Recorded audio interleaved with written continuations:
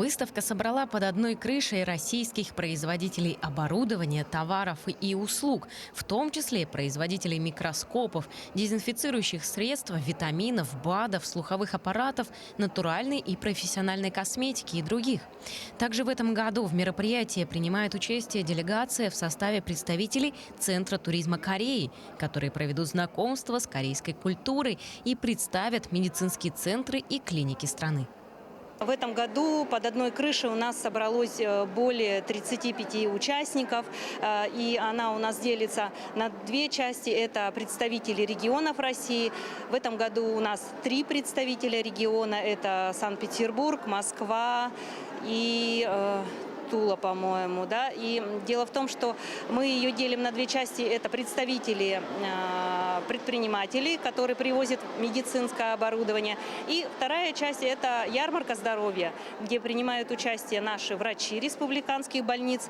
На уже традиционной ярмарке здоровья, которую проводят 12-й год подряд, все желающие могут проконсультироваться с профильными врачами. Например, неврологом, дерматологом, липидологом, психиатром, наркологом, клиническим психологом. Специалисты наркологического диспансера отмечают, что порой человеку можно помочь и словом.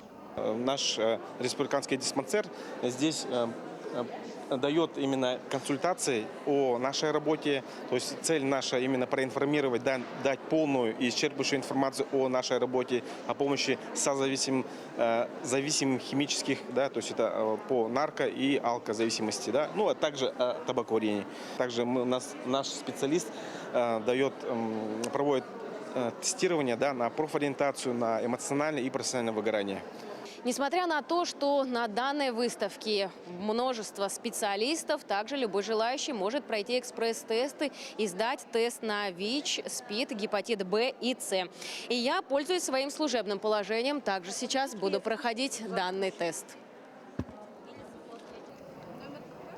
Помимо этого, в дни выставки на главной сцене для всех желающих пройдут открытые лекции о роли лечебного питания при различных заболеваниях и состояниях организма. Как получить налоговый вычет за оплату медицинских услуг и что такое постковидная реабилитация. 5 шагов красивой и здоровой улыбки, оздоровительная гимнастика и многие другие. Мероприятие продлится до 7 апреля на территории торговых рядов Кружала. Валерия Наумова, Семен Семенов, Якутск.